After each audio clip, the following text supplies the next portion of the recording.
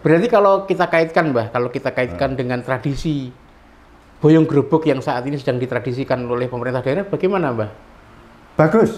Bagus itu termasuk nguri-uri. Itu loh, nguri-uri sejarah itu Mas Asti. Ya. Itu nguri-uri sejarah. Hanya menurut saya agak rancu juga ya. Dengan adanya boyong gerobok itu mesti geroboknya diboyong. Ya. Nah, padahal gerobok sendiri itu belum jelas. Ya, apakah gerobok belum jelas. Apakah gerobok itu gerobok isi senjata atau gerobok isi binatang buas itu ya.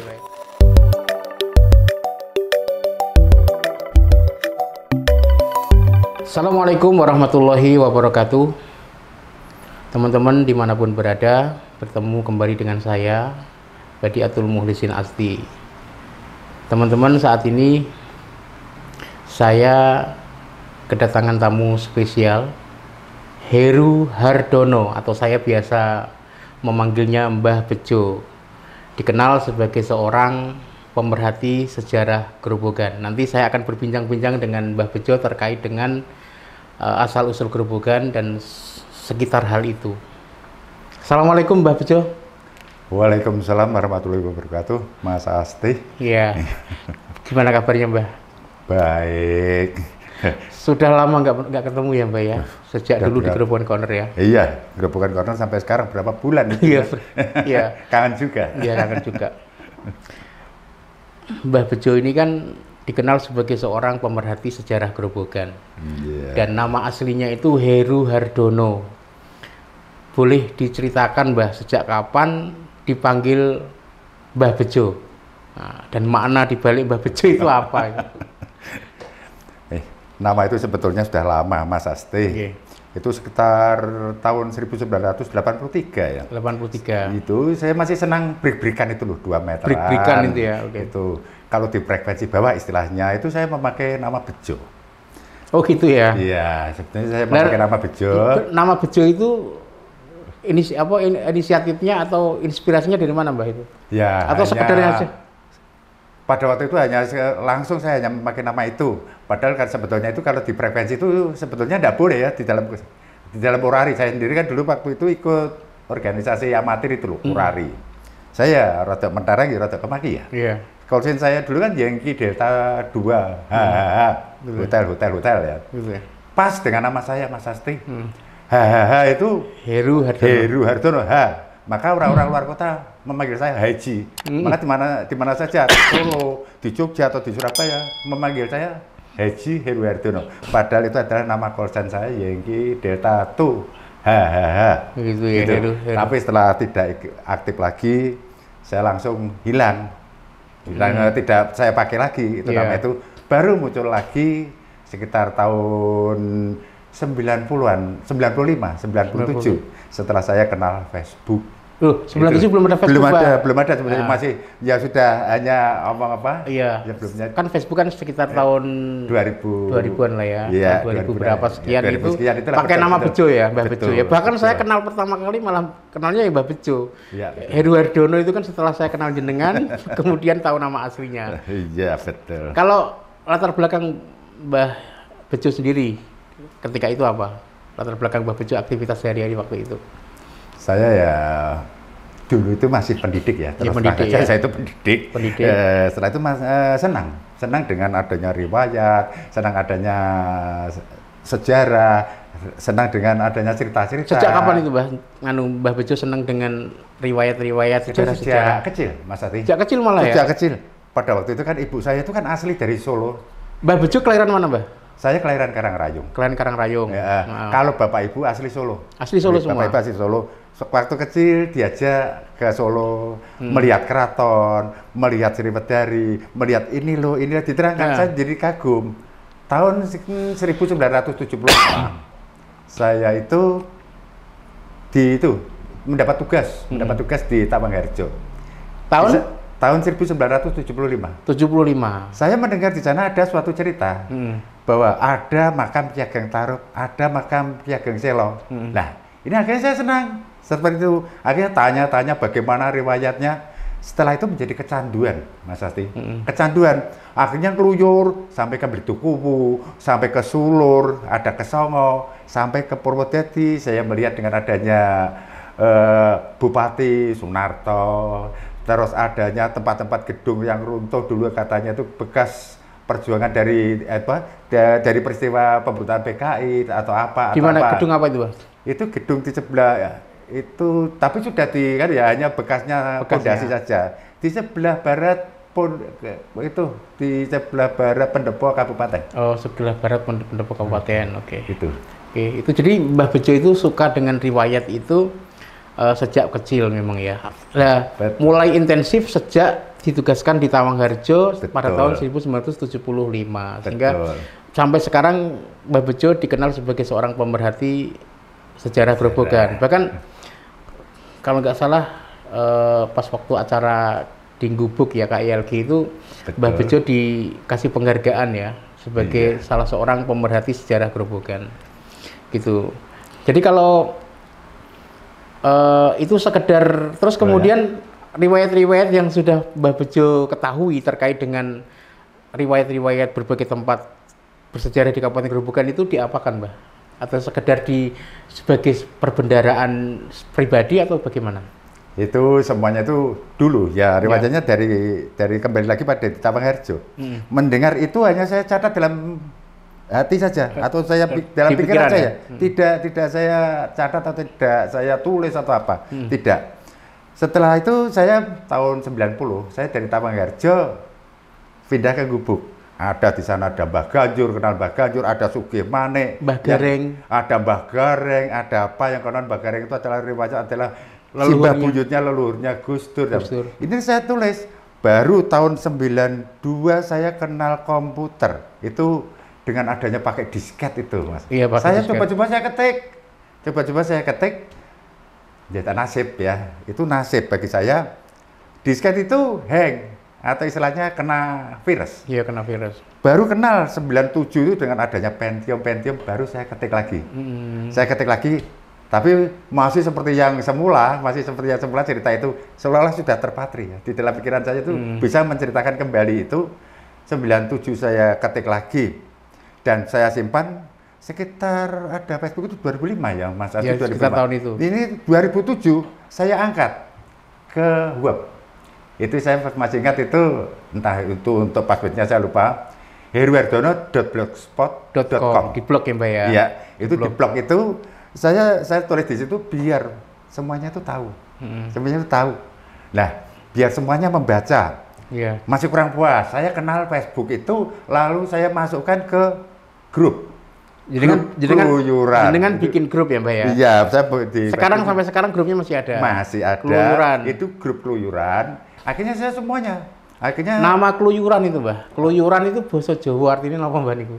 Keluyuran itu kan dolan sambil dulu itu kalau sudah memakai Vespa. Saya kan katanya mungkin teman-teman identik kalau saya itu dengan memakai Vespa. Sudah keluyuran mencari data. Setelah mencari data langsung saya tulis. Hanya dengan di HP jadul ini. HP jadul ini isinya hanya MMC aja, Nah, inilah saya ketik. Diketik ya seenak saya, namanya keluyuran ya. Baik itu di sego kucing atau di warung-warung kopi. Maka pada kesempatan ini saya terima kasih pada teman saya yang mempunyai warung sego kucing di depan kecamatan itu, Bang Nurdin dan juga Mas Fuad. Saya mengucapkan terima kasih. Itu saya kali sebetulnya. Saya di situ saya dapat itu minum kopi walaupun sekalian bisa saya ngetik. Sampai di rumah saya masukkan ke grup keluyuran. Jadi teman-teman sekalian, saya itu banyak tahu terkait dengan sejarah banyak tahu sejarah tempat-tempat bersejarah di Grobogan itu dari Mbah Bejo. Misalnya di bundaran Gubuk itu pernah Bung Karno dicegat oleh pemuda di situ dan kemudian mengubarkan semangat pemuda Gubuk. Menanam beringin itu sampai pembuatan patung yang lama ya. Itu juga termasuk dengan adanya makam Mbah Gareng di Ngroto itu yang memperkenalkan juga Mbah Bejo, termasuk juga makam Mbah Sirojudin. Itu ada, saya mendengar cerita itu pada waktu saya dinas di sana, dinas di Desa Ngroto. Sehingga saya tahu, setelah itu saya naikkan ke blog, akhirnya semuanya berkembang menjadi sekarang itu cerita-ceritanya tentang Mbah Sirojudin, juga misalnya Mbah Ganjur, bagaimana riwayatnya. Mbah Sirojudin dengan Mbah Ganjur itu dua orang yang berbeda ya, Mbah ya?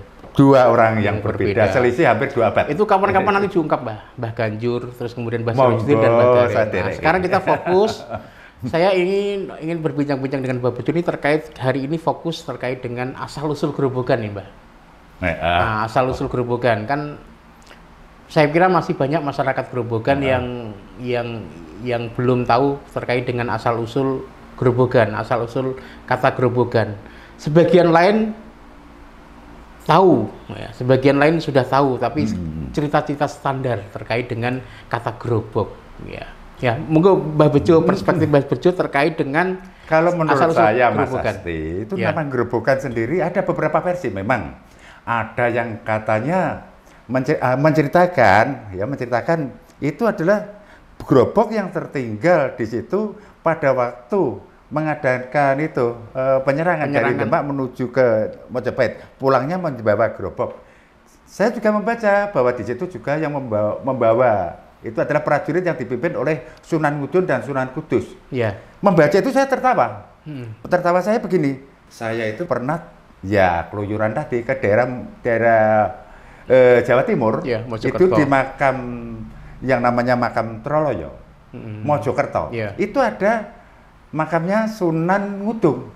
Setelah saya lihat pada babadi atau cerita di Demak, mengatakan pada waktu tahun 1524 memang benar.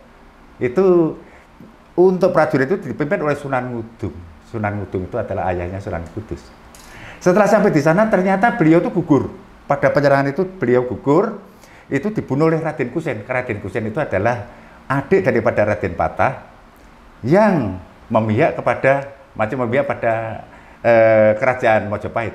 Ya. Nah, setelah itu ini gugur di makam itu. Yang kedua baru 1527. Yang tadi Mbah Bejo mungkin perlu dikoreksi tahunnya kok 1824. 1524. Oh, ya, tadi 1824. Bukan 1524. Itu pas waktu penyerangan. Jadi penyerangan yang dipimpin oleh Sunan Ngudung dan Sunan Kudus itu Sunan Ngudung meninggal saat penyerangan Majapahit itu. Jadi kalau ada cerita bahwa Sunan Ngudung pulang membawa gerobok, itu kan berarti ceritanya perlu dikoreksi. Perlu dikoreksi dan perlu diluruskan. Dan penyerangan yang kedua baru itu keberhasilan dari kerajaan Demak atas Mojopahit langsung mungkin membawa gerobok atau membawa apa pulang ke Demak. Tetapi ada lagi saya membaca Mas Asti versi yang mengatakan bahwa gerobok itu tertinggal itu sebetulnya gerobok dari kerajaan Demak. Jadi begini ceritanya. Pada waktu itu kan banyaklah prajurit-prajurit diutus untuk rojo untuk mencari binatang hidup. Binatang hidup itu dimasukkan dalam gerobok dengan cara dijekrek gitu toh. Kalau sudah masuk dibawa hidup-hidup dibawa ke Keraton Demak. Itu. Lalu di sana dilepas di lapangan atau di alun-alun lalu dipanah itu toh. Itu masih diuri-uri toh sampai di Keraton Surakarta ya dengan adanya kandang menjangan. Itu kan digunakan oleh raja untuk istilahnya ya untuk memanah kijang. Kijangnya disediakan di itu. Tetapi pada waktu itu kita harus ingat Mas Adi, apakah itu letaknya di Demak, Keraton Demak yang berada di Demak?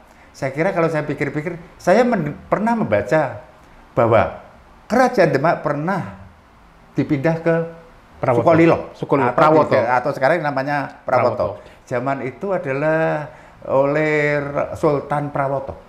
Itu pernah. Sultan Prawoto itu mempunyai seorang putri yang akhirnya dijodohkan dengan Joko Tingkir.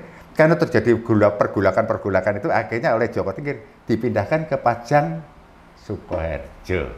Itu. Jadi kembali pada gerobok. Gerobok apa? Gerobok dari Kerajaan Demak. Yang di mana? Di Prawoto. Kalau di Demak kan terlalu jauh mungkin nyebrang sungai dan sebagainya. Ini kan terlalu kan lah. Berarti kata gerobok sendiri sebenarnya sampai sejauh ini belum fix ya Mbak? Artinya gerobok itu yang dimaksud itu gerobok yang isi senjata itu atau yang tadi tempat untuk binatang tadi ya? Sekarang monggo untuk kalayak misalnya untuk menerjemahkan itu. Tetapi kalau saya mengatakan mungkin kalau gerobok pusaka masa ini suatu ya agak sedikit menentang Mas Ati, mohon maaf. Masa gerobak berisi pusaka, masa harus dibawa ke Keraton Demak? Itu kan suatu hal yang mustahil. Mestinya kalau itu gerobokan jepretan penangkap itu binatang buas. Ya, binatang buas. Ini menurut saya lebih logis. Lebih logis gitu ya, lebih logis. Betul. Berarti kalau kita kaitkan, Mbah, kalau kita kaitkan dengan tradisi boyong gerobok yang saat ini sedang ditradisikan oleh pemerintah daerah, bagaimana, Mbah? Bagus. Bagus itu termasuk nguri-nguri. Itu loh, nguri-nguri sejarah itu Mas Asti. Iya. Itu nguri-nguri sejarah. Hanya menurut saya agak rancu juga ya. Dengan adanya boyong gerobok itu mesti geroboknya diboyong. Ya. Padahal gerobok sendiri itu belum jelas. Ya. Apakah belum jelas? Apakah gerobok itu gerobok isi senjata atau gerobok isi binatang buas itu ya, Pak? Saya mengatakan itu memang bagus untuk nguri-nguri riwayat. Tetapi perlu diingat bahwa pada waktu itu untuk boyong gerobok, Bupati Grobogan pernah ngendiko itu bahwa itu adalah nguri-uri pemindahan. Bupati Grobogan yang siapa? Yang Ibu Sri Sumarni, ya Ibu Sri Sumarni pernah ngendiko bahwa ini adalah nguri-uri perpindahan pusat pemerintahan dari desa Grobogan ke desa Purwodadi. Ke kota Purwodadi. Itu nguri-uri. Ya mungkin dengan naik kereta. Itu dulu mungkin itu kan terjadi pada Bupati ke-11 ya. Bupati ke-11 itu. Raden Mas Mertonegoro, kalau nggak salah. Ya, cerita sesungguhnya seperti apa, Mbah? Apakah dulu memang ada boyong gerobok? Betul. Oh ya, mungkin saja itu suatu peralatan atau bagaimana, mungkin koper, kita tidak tahu. Tapi saya kira di situ tidak ada hanya boyong pemerintahan.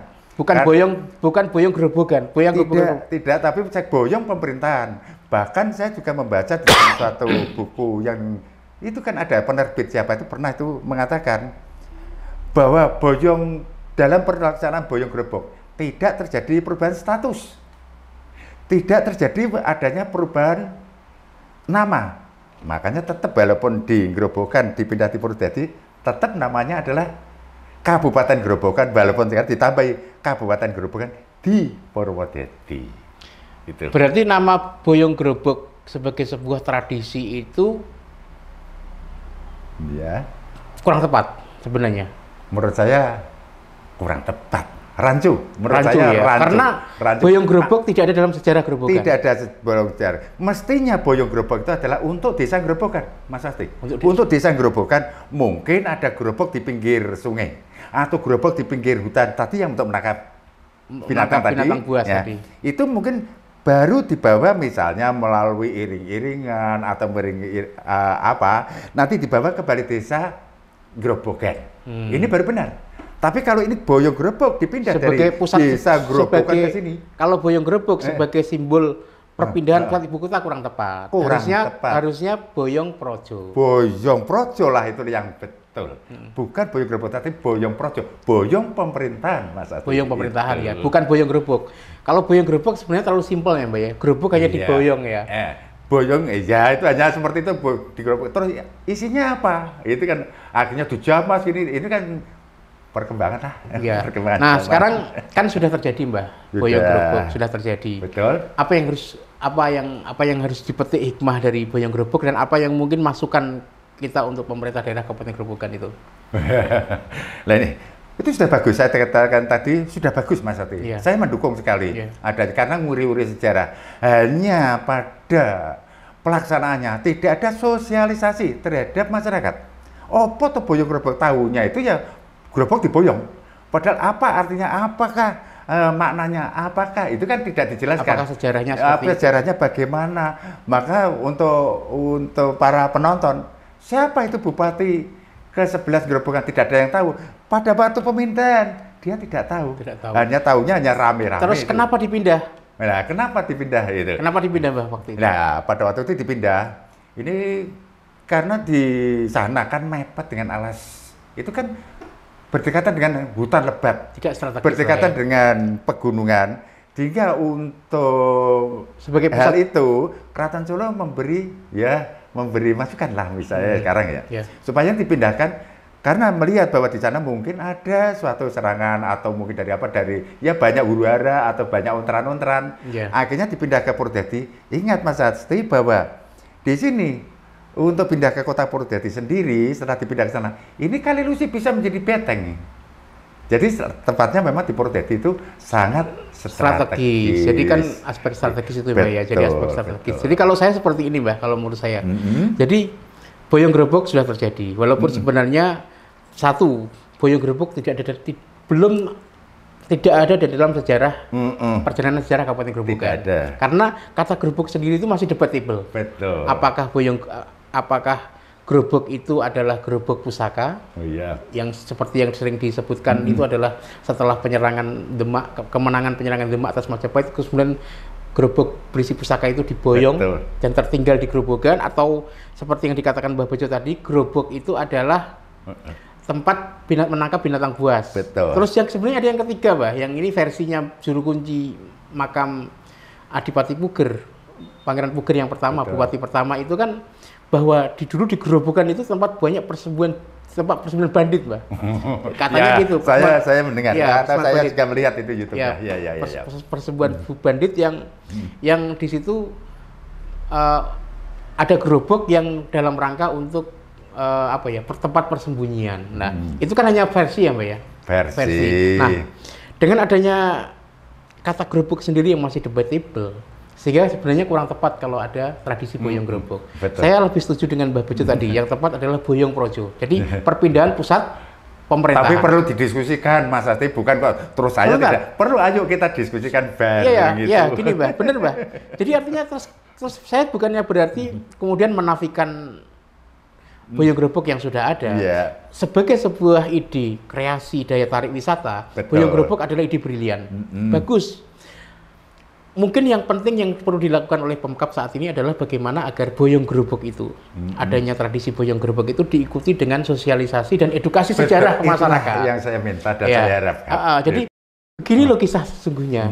Waktu itu kenapa pusat pemerintahan terjadi, dilakukan, kenapa dipindah, dan kemudian pas waktu era siapa. Betul, era siapa. Betul, dan sebagainya, itu edukasi itu perlu dilakukan.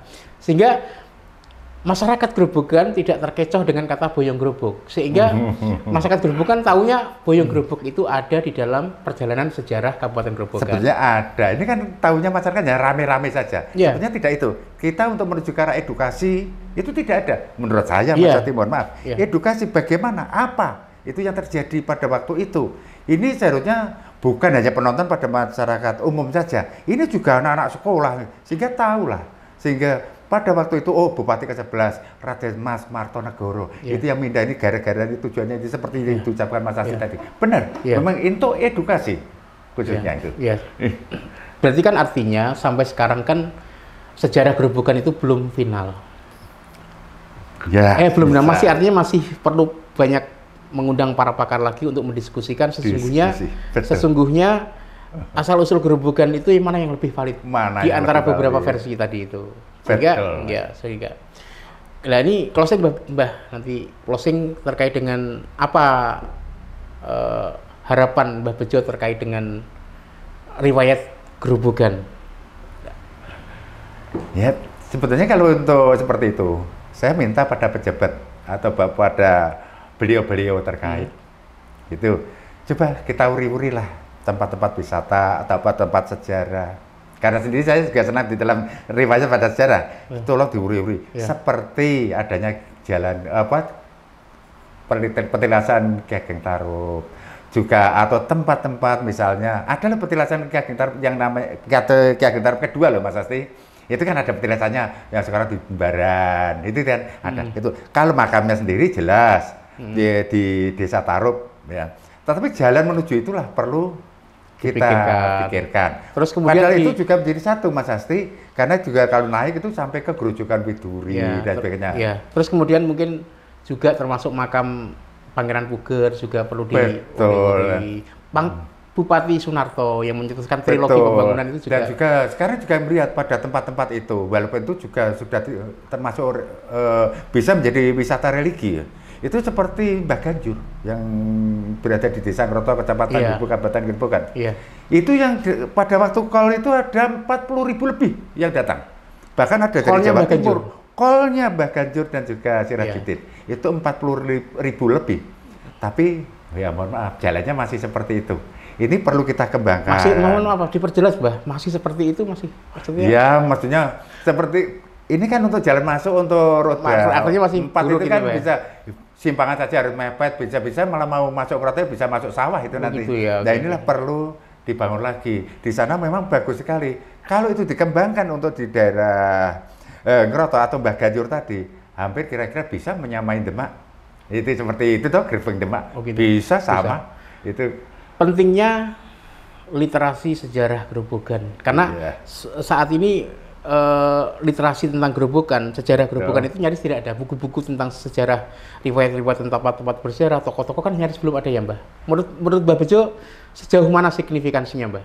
Saya sendiri gimana ya? Maka dalam kesempatan ini saya mau tanya, penting atau enggak, Mbah? Penting sekali. Ini suatu riwayat ya. Sehingga saya sendiri ya, saya misalnya menulis riwayat masalah Kuaron. Kuaron itu Masjid Kuaron. Itu riwayatnya begini, masa untuk anak-anak atau pemuda atau remaja Kuaron mengatakan, oh boleh riwayatnya kayak gini. Ini kan suatu hal yang aneh, Mas Oti. Kalau ini tidak segera dibukukan atau apa, ini mestinya akan kabur, hilang. Ya, berarti banyak generasi muda yang tidak tahu. Bahkan mungkin riwayat desanya sendiri nggak tahu. Iya, bahkan seperti yang dekat ini seperti Sendang Beluk atau apa. Sendang Beluk itu tidak ada yang tahu. Sendang Beluk itu adalah ada sangkut pautnya dengan Dewi Rasawula. Itu adalah harapan saya. Yang kedua, tolong bagi Bapak Ibu pendidik, tolonglah suatu ketika atau mungkin seminggu 2 kali, anak diberi cerita masalah riwayat-riwayat di Grobogan. Itu. Jadi si anak itu ya seperti tadi yang saya katakan, saya itu diceritani bapak ibu saya tentang keraton tadi, Mas Ati. Tapi sampai sekarang masih terpatri di dalam pikiran saya. Itu masih teringat terus. Nah, ini diceritani katanya guru itu opo sing diomong ke guru itu kan katanya gitu. Akan tetap diugemi oleh murid-muridnya. Tolong ceritakan, anak jadi senang kok. Anak jadi senang. Tapi ya itu tadi mestinya harus seperti diucapkan Mas Ati. Harus ada suatu buku sebagai panduan. Maka perlu dia permintaan saya, ayo dibuat tim. Kita susun riwayat-riwayat itu yang ada di banyak. Itu sebetulnya bukan 100-200 itu. Banyak sekali. Baik di desa-desa, Purwodadi saja sudah berapa itu, Mas. Berarti mungkin bisa jadi ensiklopedi tempat bersejarah di Grobogan. Betul.